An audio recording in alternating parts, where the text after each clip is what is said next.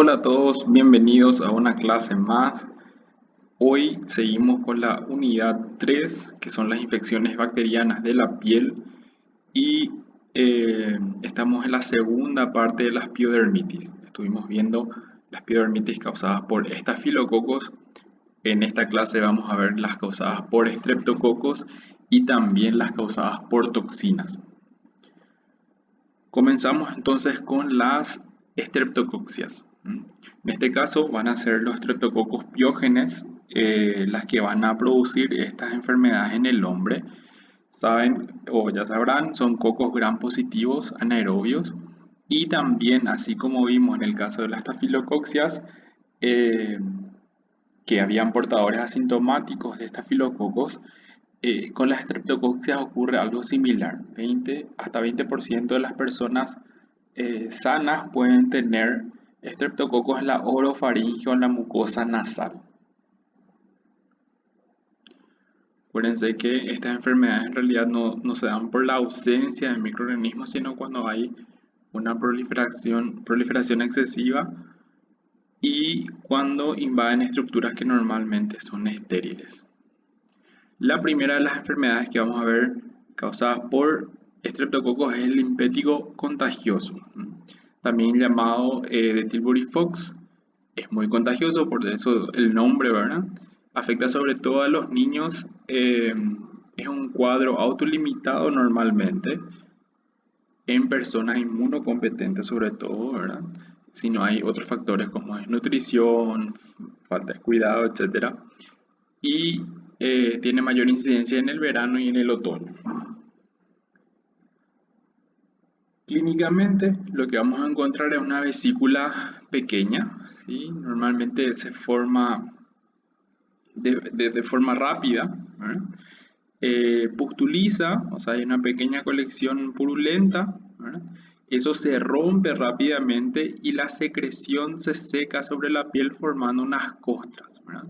Se llaman costras melicéricas porque recuerda más o menos a la miel seca sobre la piel, ¿verdad? Acuérdense, las costras van a ser amarillentas porque es pus que se seca sobre la piel, ¿verdad? Sobre todo afecta la cara, brazos y las piernas y no hay ningún compromiso del estado general. Acá vemos otras imágenes también, ¿sí? Entonces lo que sería el impetigo contagioso. Hay que tener en cuenta que también hay causadas por estafilococos que vamos a fijarnos enseguida, ¿sí?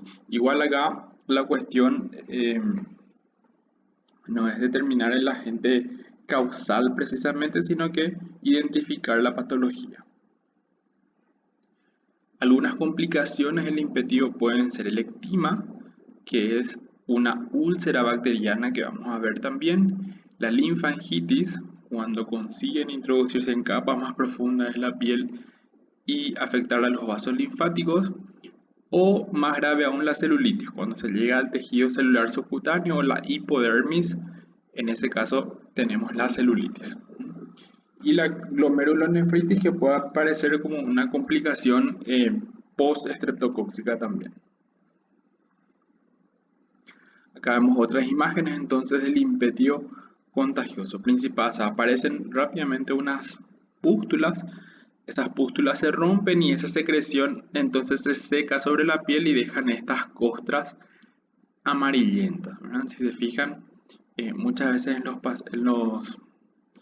en las ciudades, ¿verdad? En los niños que piden limosna o monedas en los semáforos, no es raro de ver estas lesiones que justamente son del impetio, ¿verdad?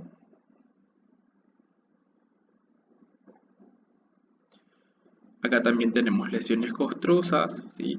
Vamos a ver que en general las infecciones causadas por estreptococos son menos purulentas que las causadas por estafilococos. Entonces, eso así en línea general, como para diferenciar estafilocoxias de estreptocoxias, obviamente no es estricto. Y también puede haber infecciones polimicrobianas. Pero en este caso, estreptococos son las que predominan y cuando estreptococo produce el impetigo, las lesiones son principalmente estas costras amarillentas. Cuando es estafilococos, tiene tendencia a desarrollar el impétigo ampolloso. En ese caso, entonces aparecen más bien ampollas, como se ven en estas imágenes, ¿verdad?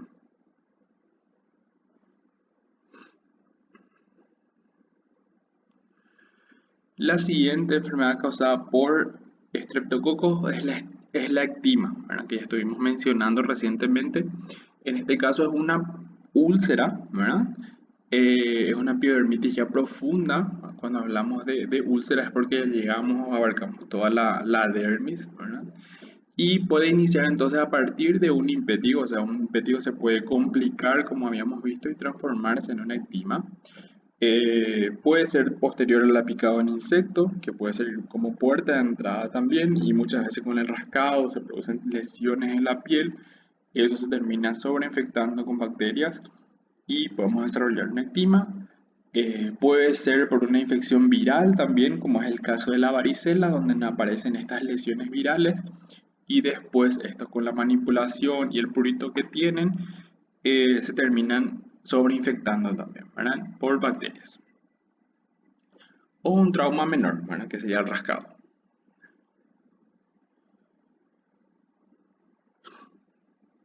Entonces, clínicamente en el ectima lo que vamos a tener es una úlcera, ¿sí? Que está cubierta por una costra dura y seca. Es una úlcera dolorosa, eso es importante porque ya vimos una enfermedad que produce úlceras también, que es la leishmaniasis, y eso le permite también diferenciar, ¿verdad? En el caso de la leishmaniasis, normalmente esa úlcera no es dolorosa, ¿verdad?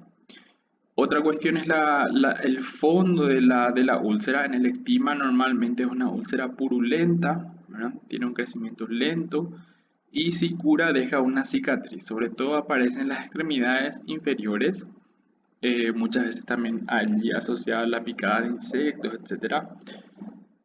Puede aparecer adenopatía regional en algunas ocasiones. El tratamiento se hace con antisépticos locales, antibióticos locales o sistémicos dependiendo del cuadro. Al final vamos a hablar también en general del tratamiento de las estreptococcus, que del ectima no hablamos mucho del tratamiento que era el anterior, del impetio no hablamos mucho del tratamiento que era el anterior, justamente porque dijimos que se resuelve solo entre 2 a 3 semanas, pero responden muy bien a los antisépticos, antibióticos tópicos también.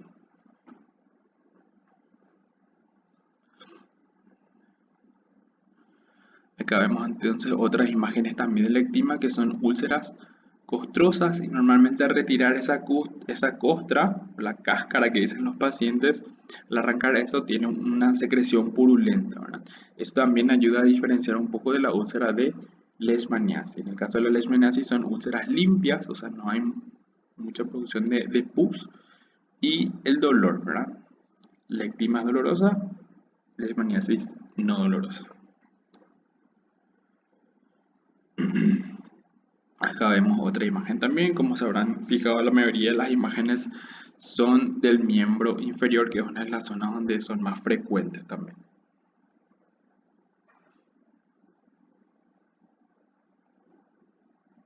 Otra imagen. Recuérdense que también, sobre todo cuando son múltiples, hay que pensar más bien en ectima, la leishmaniasis no suelen ser múltiples úlceras, ¿sí? Eso también hay que tener en cuenta.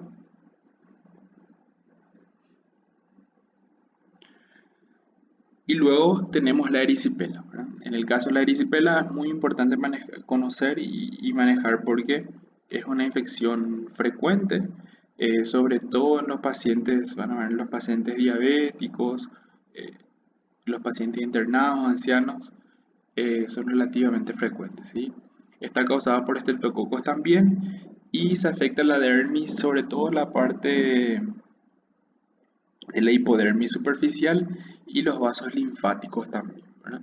Normalmente hay una historia de pérdida de la barrera cutánea, puede ser una quemadura, puede ser un trauma, puede ser una infección superficial previa, ¿verdad? Puede ser una enfermedad autoinmune, o sea, una pérdida de la barrera cutánea, ¿verdad? Que permite entonces el ingreso de esas bacterias y lo que van a hacer es producir la aparición de una placa eritematosa que son sus características. Esta placa, o sea, cuando decimos que es una placa es porque no es solamente una alteración del color, sino que también la piel se sobreleva, ¿verdad? Si se fijan en esta acá, se nota que la piel se queda sobrelevada en esa zona tumefacta, dolorosa, caliente, la superficie de la piel se vuelve brillante y la principal característica del erisipela es que tienen bordes así bien definidos, ¿sí? Pueden ser irregulares, como está acá, pero los bordes de la lesión son bien definidos, ¿sí? O sea, acá tenemos piel sana, acá tenemos piel enferma, o sea, se puede diferenciar en esos límites, ¿no? Además, en algunos casos podemos encontrar algunas vesículas y ampollas, sobre todo en la región de los bordes, y se acompaña normalmente de malestar general, ¿verdad? Decaimiento, falta de ánimo, astenia, fiebre, ¿verdad? Inclusive en el laboratorio, vamos a ver después, puede haber también leucocitosis, ¿verdad? Lo más frecuente es que aparezcan en los miembros inferiores y en la cara. Esta imagen ahí muestra sobre todo ahí la imagen de los pies, que es porque donde normalmente empiezan, que a veces si los pacientes están descalzos, pueden terminar con espinas o pequeñas heridas que pueden servir de puerta de entrada, al cortarse las uñas, ¿verdad?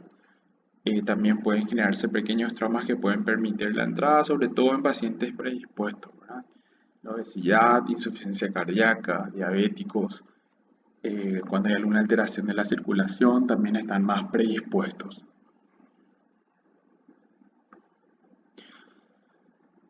Si se fijan acá todavía no está, me gusta esta imagen porque muestra que esta puede ser una zona de entrada, y lo otro es que al inicio, en los primeros días, hay más bien tumefacción, dolor y se queda caliente, ¿verdad?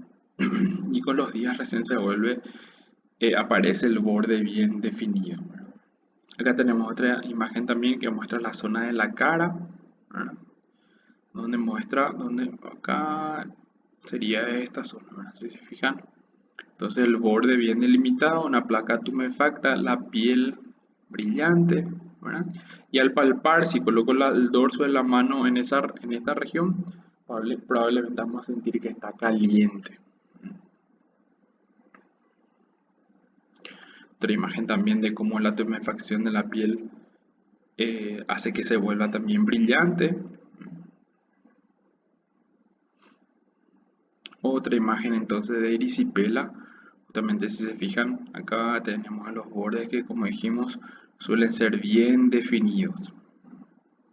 Inclusive acá abarca el lóbulo también, de la oreja, ¿verdad? Podría ser una puerta de entrada también la colocación de aros, un ejemplo, ¿verdad? Pero podría ser, donde hay un microtrauma también. Acá un cuadro también que muestran, sería en la región de las nalgas, ¿verdad? Y si se fijan también al inicio es una placa bien delimitada, roja, caliente, dolorosa, ¿verdad?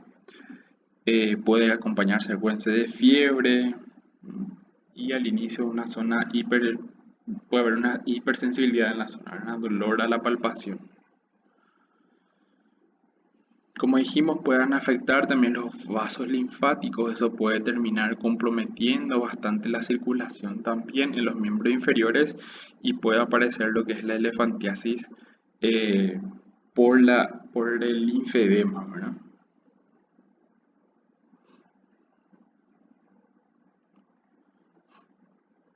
El diagnóstico es clínico. Como ya mencioné hace rato, podemos tener leucocitosis, que es el aumento de los glóbulos blancos en el hemograma de rutina, ¿verdad? El diagnóstico diferencial principal tal vez sea la celulitis, que vamos a mirar ahora en el próximo slide. Y bueno, ahí figura herpes zóster, que es una enfermedad viral que vamos a ver un poquito más adelante también, que entra como diagnóstico diferencial porque produce unas lesiones que tienen bordes bien delimitados también, ¿verdad?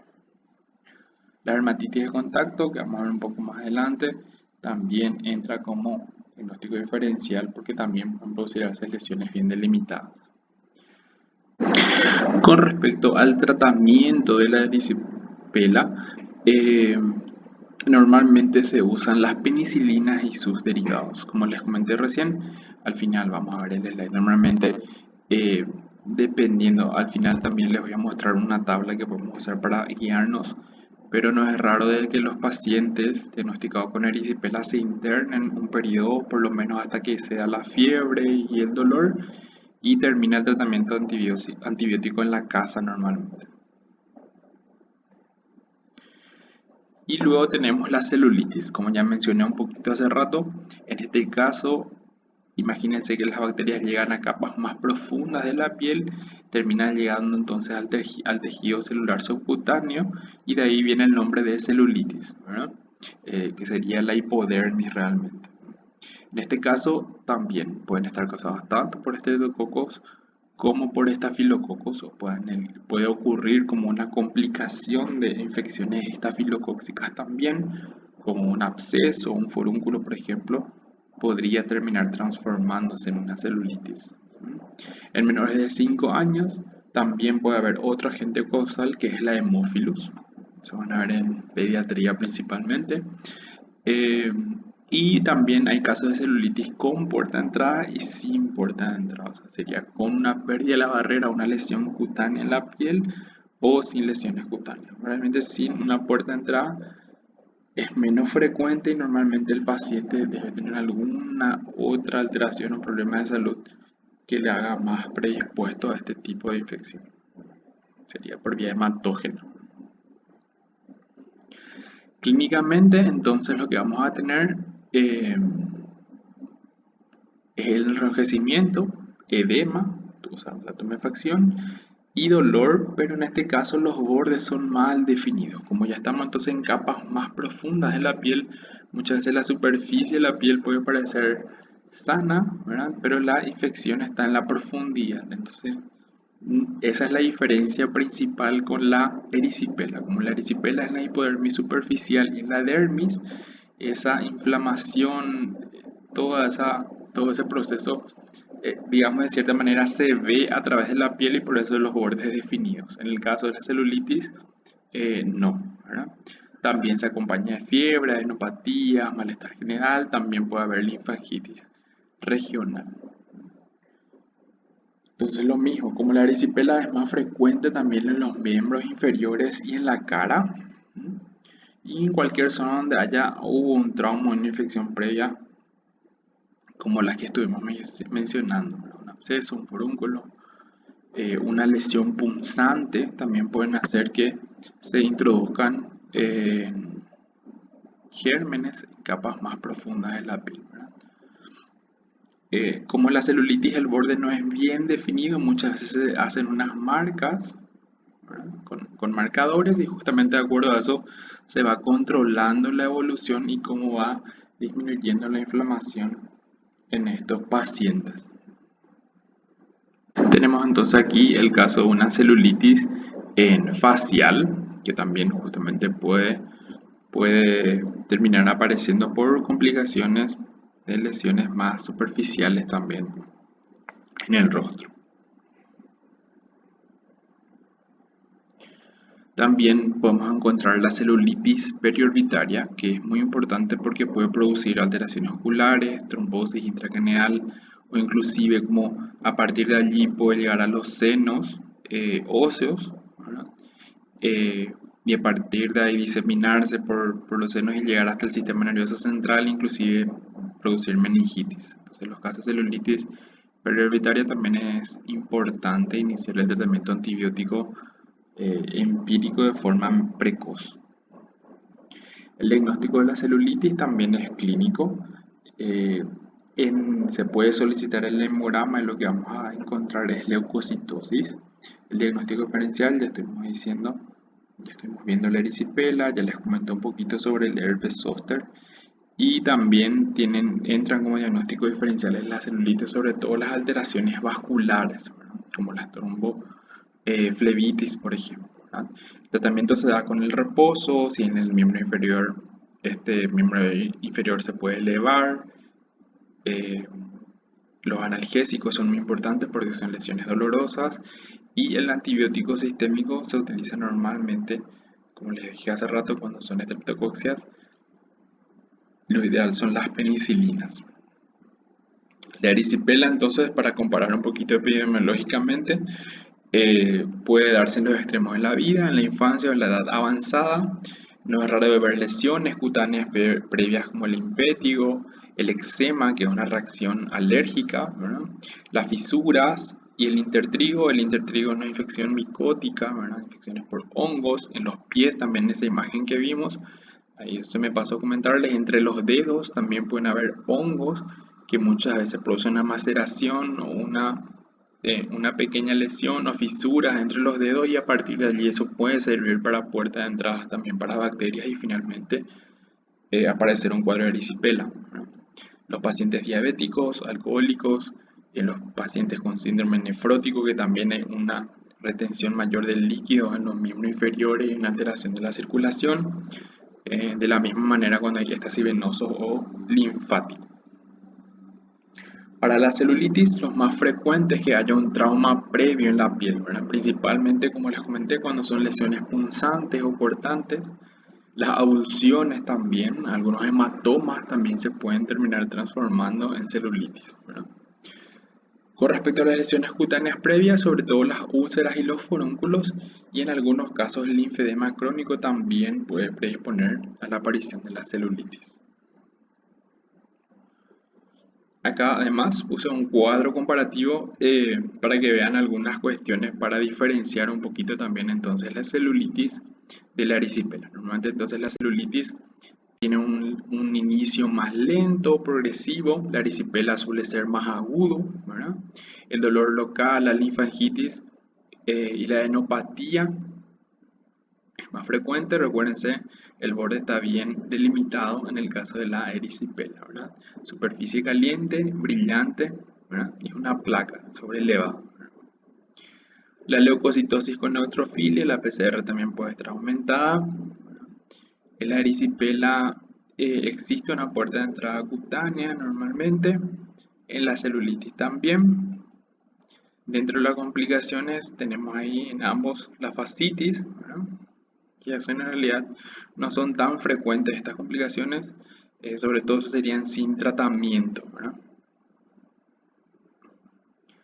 Y la erisipela normalmente es de causa infecciosa y la celulitis no siempre es de causa infecciosa, como hace rato les mencioné. Por ejemplo, un hematoma, un trauma, etcétera, también podría hacer que aparezca una celulitis, ¿verdad? Otro tipo de infección bacteriana causada por estreptococos es la linfangitis. En este caso se afectan los conductos linfáticos subcutáneos y lo mismo, secundario heridas, extremidades o ampollas, heridas en las extremidades o ampollas infectadas, ¿verdad? Clínicamente lo que vamos a tener es un cordón eritematoso lineal. Esta imagen me gusta porque es al inicio, que no es tan evidente, ¿verdad? En los primeros días el paciente siente una molestia, muchas veces una sesión de tirantes, dolor y un poco de, inclusive también puede haber calor de forma local, ¿verdad? Localizada. Con los días puede aparecer fiebre, la leucocitosis y el dolor más marcado, y también se va definiendo mejor el cordón eritematoso que estuvimos mencionando, ¿verdad? Fíjense acá. Entonces un cordón eritematoso lineal que justamente va siguiendo el trayecto de los vasos linfáticos. Recuérdense, los pacientes que están internados, las vías venosas también pueden ser puertas de entrada, y finalmente cuando el paciente siente dolor y aparece un cordón eritematoso puede ser indicio también de una linfangitis.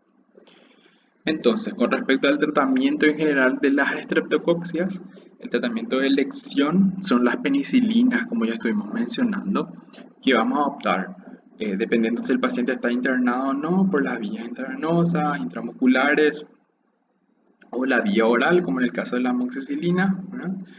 Y si se fijan, los de segunda elección, ya encontramos de vuelta las cefalosporinas. Vimos que en las estafilococcus los de primera elección eran las cefalosporinas, pero esto también explica un poquito por qué se utilizan tanto las cefalosporinas para tratar infecciones cutáneas.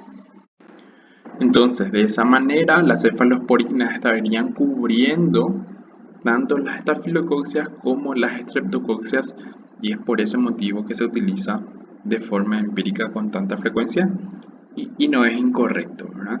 Eh, lo que sí hay que tener en cuenta si hay una falta de respuesta, etcétera, hay que solicitar hasta la opción de los antibiogramas, o sea, el cultivo y el antibiograma. Entonces, de esa manera se puede redireccionar o hacer la rotación de antibióticos. Lo que nos queda ver es, son las piodermitis por toxinas, ¿verdad? En este caso, lo que hay que tener en cuenta es que estas lesiones en la piel normalmente son estériles, o sea, no vamos a encontrar bacterias en esas lesiones. Muchas veces esas bacterias pueden estar en otras localizaciones produciendo otra infección, como una infección en la garganta, una neumonía, una eh, infección urinaria. Entonces esas bacterias que se encuentran en esas localizaciones producen una toxina que entra en la circulación y esta toxina tiene un efecto a nivel de la piel, ¿verdad? Entonces vamos a ver un ejemplo, ¿verdad?, de toxina por estafilococos y un ejemplo de toxinas de estreptococos, ¿verdad? La piodermitis, entonces, por toxina del estafilococo, produce el síndrome estafilocóxico de la piel escaldada o síndrome de las 4S, ¿verdad? En este caso, la toxina lo que va a producir es un clivaje de la capa granulosa. ¿Se recuerdan más o menos de las capas de la epidermis? Entonces lo que va a hacer es que las células de la capa granulosa se despeguen o esa unión intercelular se debilite y lo que va a ocurrir entonces va a ser una acumulación de líquido en ese espacio. Entonces aparecen unas ampollas que vamos a mirar enseguida en la descripción de la clínica, ¿verdad? Hay un signo que se llama signo de Nikolsky, que es un signo famoso en dermatología, que va a ser positivo, que es el desplazamiento justamente de la piel a una ligera presión o de las ampollas. Le voy a mostrar un videito en unos segundos también. Y sobre todo afecta a niños, ¿verdad? Hasta los 5 años, lo más común, y es raro en los adultos. ¿Por qué? Porque imagínense que para que esa toxina tenga un nivel tóxico, un nivel que afecte realmente la piel, eh, la infección tiene que ser muy extendida en un adulto.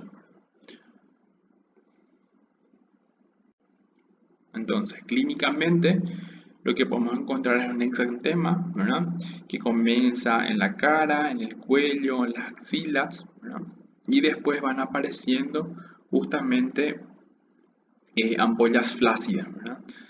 Estas ampollas son blandas, ¿verdad?, y se desprenden fácilmente entonces al hacer una presión con la piel y dejan áreas desnudas.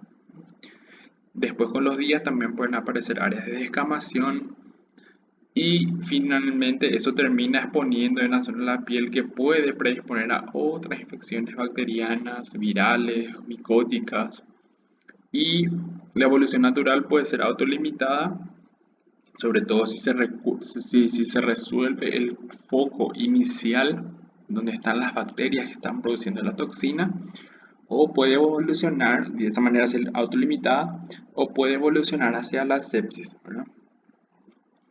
Entonces vamos a fijarnos un poquito en el signo de Nikolsky.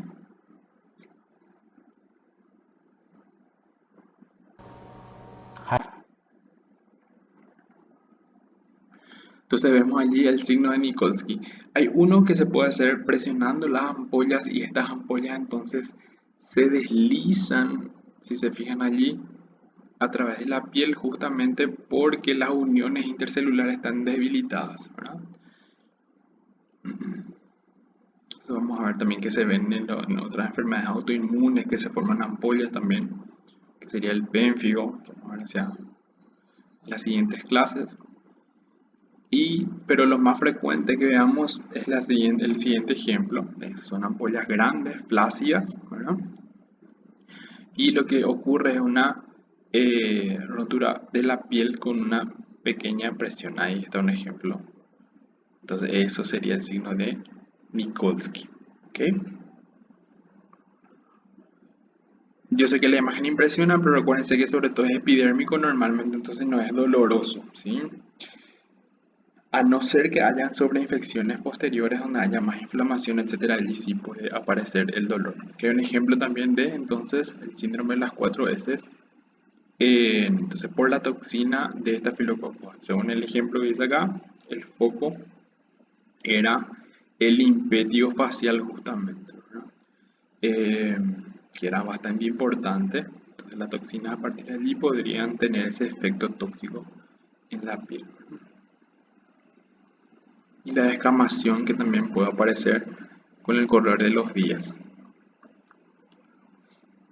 Otra imagen entonces del síndrome estafilocócico de la piel escaldada, entonces áreas erosivas, ampollas grandes, flácidas.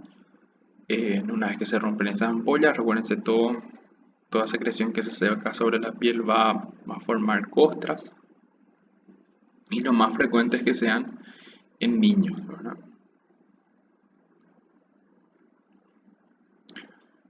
Y por último, tenemos el ejemplo de la piormitis por toxina del estreptococo, ¿verdad? En este caso, normalmente los estreptococos van a estar produciendo un cuadro de faringoamigdalitis, es lo más frecuente, eh, aunque también pueden ser de heridas, como el ectima que estuvimos viendo, pero lo más frecuente es que sea un cuadro de faringoamigdalitis, sobre todo también en niños, ¿verdad? Y entonces lo que van a tener primero los pacientes va a ser fiebre, dolor de cabeza, odinofagia, vómitos, dificultad para deglutir, etcétera, dolor abdominal.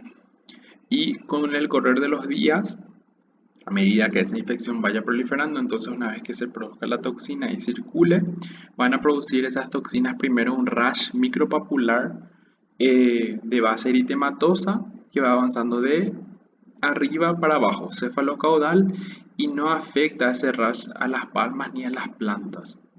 Entonces, son micropápulas que aparecen en la piel, entonces al pasar la mano por la piel, da la sensación de estar pasando la mano por una lija, ¿sí? Por eso también se le dice piel de lija, una característica justamente de la escarlatina, ¿verdad? Hay otra imagen entonces del rash, que tiene una progresión, comienza hacia de la cabeza y se va extendiendo entonces para abajo, respetando las palmas normalmente y las plantas también. Al pasar la mano, la piel se siente áspera, como si fuese una lija entonces, ¿verdad? Con el correr de los días va a aparecer una escamación fina en la cara, en el tronco, y ahí sí ya se afectan también las palmas y las plantas en esa fase de escamación, donde la piel se puede desprender también en pequeños colgajos inclusive. Otra señal de la escarlatina o signo de la escarlatina es que puede aparecer también la lengua en frambuesa o la lengua que parece una frutilla, ¿verdad? Las papilas justamente, o sea, hay enantema, que es un enrojecimiento por la vasodilatación de los capilares más superficiales, y las papilas dérmicas, las papilas gustativas también que pueden estar aumentadas de tamaño, entonces da ese aspecto, por eso le dice lengua frambuesa o de fresa o frutilla. Y finalizando la clase de epidermitis, lo que vamos a ver es la clasificación de los pacientes, porque eh, no se manejan los pacientes de la misma manera, ¿no? Un paciente con una foliculitis no va a quedar internado, por ejemplo, ¿verdad? Y un paciente con una celulitis no se puede hacer, o un paciente diabético con erisipela no puede hacerse el tratamiento solamente en la casa, un paciente febril, ¿verdad? Entonces, ¿cómo vamos a organizarnos? Entonces tenemos esta tablita para orientarnos un poquito, ¿verdad? Podemos tener 4 tipos de pacientes con piormitis, ¿verdad? En la clase 1 vamos a tener los pacientes que están clínicamente estables, no tienen ninguna otra enfermedad, eh, tienen las infecciones superficiales, entonces en ese caso se hace el manejo ambulatorio, o sea, tratamiento oral en la casa, y en algunos casos eso se acompaña también de los tratamientos tópicos y las medidas generales. En el grupo 2 o en la clase 2 vamos a tener los pacientes que sí ya pueden ser febriles, pueden tener un compromiso sistémico leve a moderado, sin tener otra enfermedad, o si tiene alguna enfermedad de base, esta enfermedad está controlada o estable, ¿verdad? Entonces, en ese caso, el paciente se trata de forma ambulatoria. Si es necesario, se inicia la primera dosis de forma parenteral y luego continúa el paciente el tratamiento en la casa. En la clase 2 o se controla en todo caso la fiebre y luego continúa en la casa. En el grupo 3 o en la clase 3 vamos a tener ya los pacientes que sí tienen un compromiso sistémico, puede haber taquicardia, taquipnea, hipotensión o tiene alguna otra enfermedad de base que puede comprometer la respuesta al tratamiento. Ahí entran los hipertensos, los diabéticos, sobre todo cuando no están controlados o no tienen un tratamiento bueno. Entonces en esos casos van a requerir de internación y se va a iniciar el tratamiento de forma parenteral. Una vez que el paciente esté estabilizado, no solamente cuando ya no tenga fiebre, etcétera, cuando esté estable, entonces ahí finaliza el tratamiento en la casa. Ahora si es necesario eh, continuar unos días más con los antibióticos, etc. Y en la clase 4 vamos a tener los pacientes sí con signos de sepsis, cuando hay sospecha de colecciones o celulitis necrotizantes de extensos, ¿verdad? De gran tamaño. Entonces en esos casos se internan siempre, sobre todo cuando los casos son largos eh, y más aún si hay otras enfermedades que no están controladas. ¿Está bien? Esto ha sido todo con respecto a las pilodermitis. No olviden dejar sus preguntas, sugerencias o comentarios y les agradezco su atención.